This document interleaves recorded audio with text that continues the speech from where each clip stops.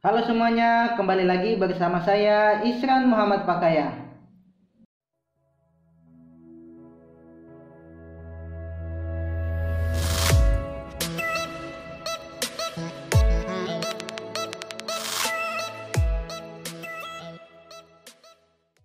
Pada kesempatan kali ini saya akan membahas tentang persiapan berkas untuk pendaftaran KIP kuliah tahun 2023.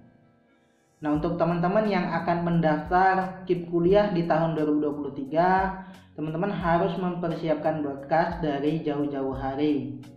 Jadi sampai saat ini pendaftaran KIP kuliah belum dibuka ya teman-teman.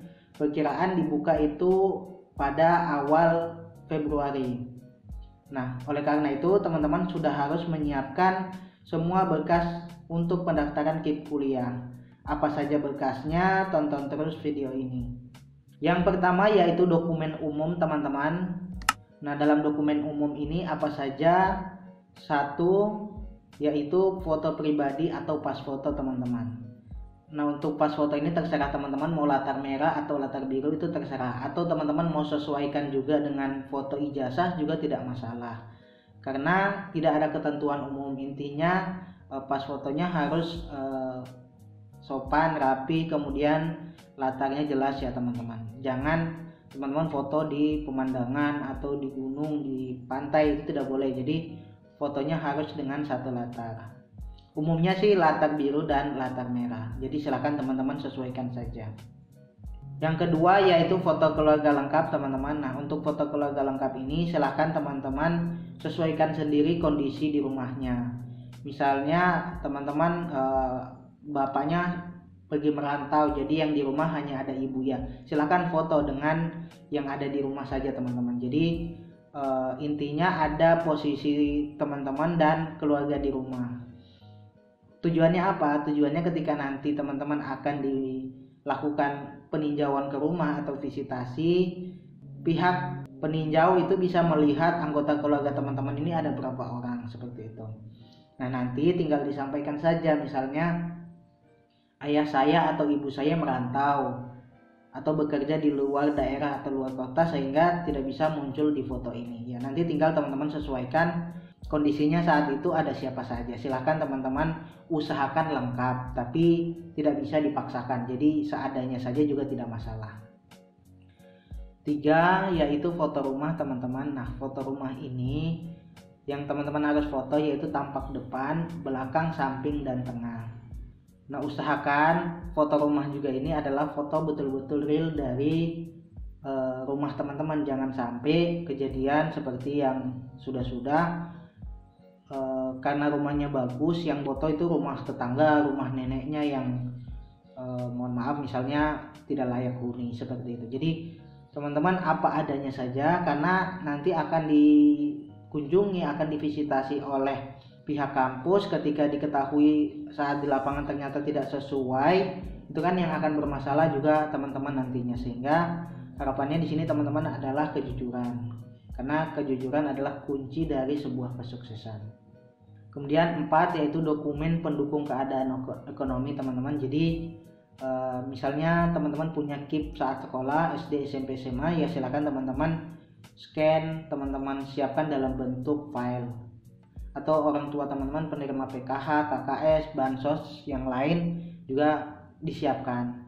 Atau teman-teman tidak punya semua itu, bisa pakai SKTM teman-teman. Jadi silahkan teman-teman pergi ke desa atau kelurahan untuk meminta dibuatkan SKTM teman-teman, jika benar teman-teman berasal dari keluarga tidak mampu. Nah, untuk cara pembuatan SKTM juga sudah saya jelaskan di video ini, atau bisa teman-teman klik di pojok kanan atas. Kelima yaitu KTP orang tua, KTP pribadi, dan kartu keluarga.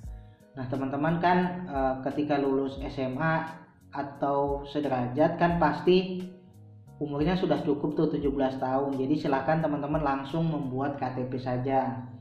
Teman-teman pembuatan KTP itu ke Dukcapil ya, atau bisa juga di kecamatan, misalnya akses ke Dukcapilnya jauh. Jadi silakan teman-teman pergi saja ke kecamatan.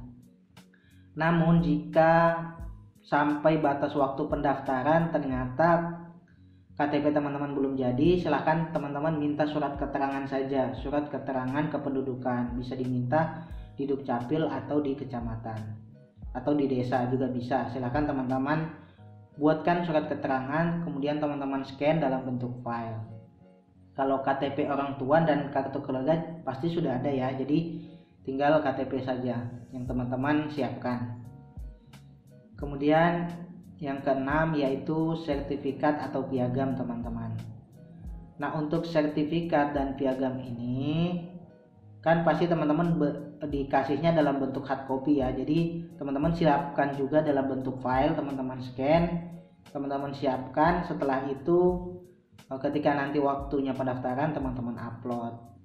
Atau juga bisa piagam. Nah, untuk sertifikat atau piagam ini ada ketentuannya juga teman-teman. Usahakan sertifikatnya itu yang berbau prestasi ya teman-teman. Jangan teman-teman sertifikat kepanitiaan, sertifikat intinya yang masih tidak mendukung teman-teman untuk pendaftaran, sebaiknya jangan dulu. Jadi prioritasnya sertifikat lomba, kemudian sertifikat kegiatan yang sifatnya kejuaraan, kemudian sertifikat yang penghargaan seperti itu.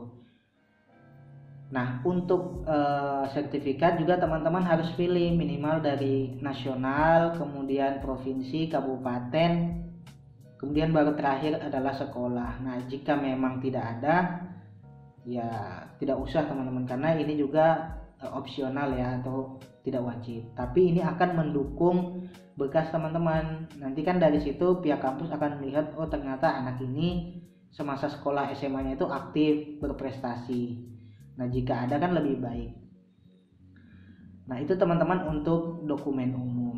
Kemudian dokumen tambahan teman-teman. Dokumen tambahan di sini yaitu dokumen yang harus teman-teman siapkan di luar dokumen-dokumen yang wajib tadi yang umum.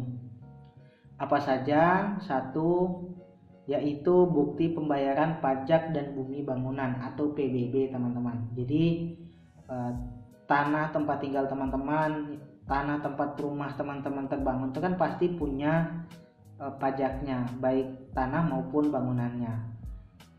Nah, itu teman-teman siapkan. Jika teman-teman tidak mengerti apa itu PBB, silahkan tanya ke orang tua.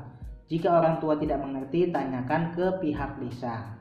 Ada juga pertanyaan, Kak, rumah saya masih numpang, Kak saya masih ngontrak, jadi PBB-nya gimana? Jadi silahkan teman-teman tanya ke pemilik kontrakan atau kos yang teman-teman tempati.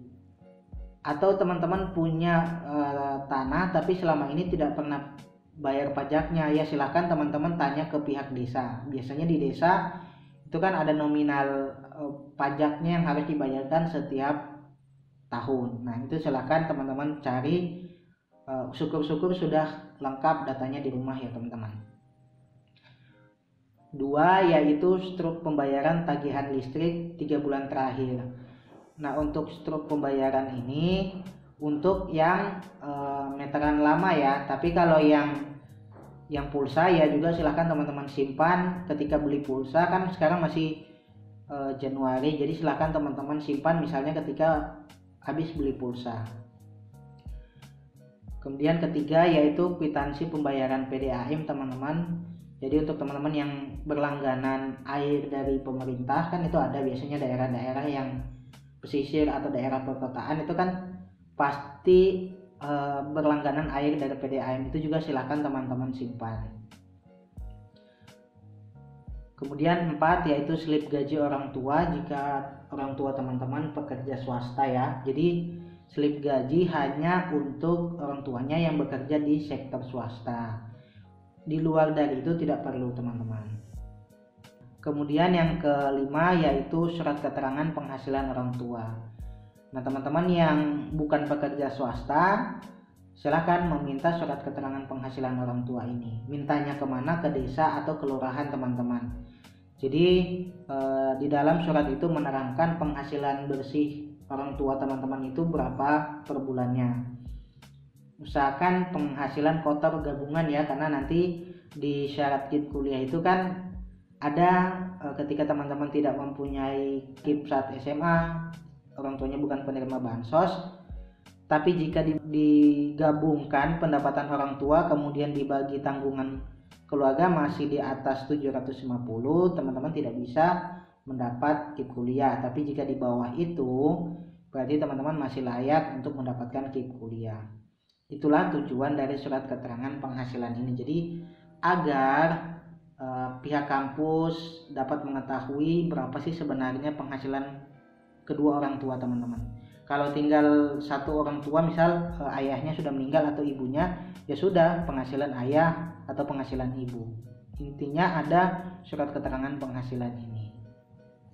Nah, semua dokumen tambahan ini sama seperti yang dokumen umum, teman-teman scan kemudian jadikan file, karena pendaftaran KIP kuliah itu sepenuhnya online teman-teman. Untuk berkasnya disimpan, jangan sampai hilang, kemudian teman-teman masukkan ke dalam map, karena nanti ketika teman-teman lolos pendaftaran ulang ke kampus itu membutuhkan hard copy-nya, sehingga jangan sampai dokumen baik dokumen umum maupun dokumen tambahan ini hilang teman-teman. Nah, mungkin sekian video penjelasan dari saya teman-teman. Terima kasih sudah menonton. Jangan lupa like, comment, share, dan subscribe.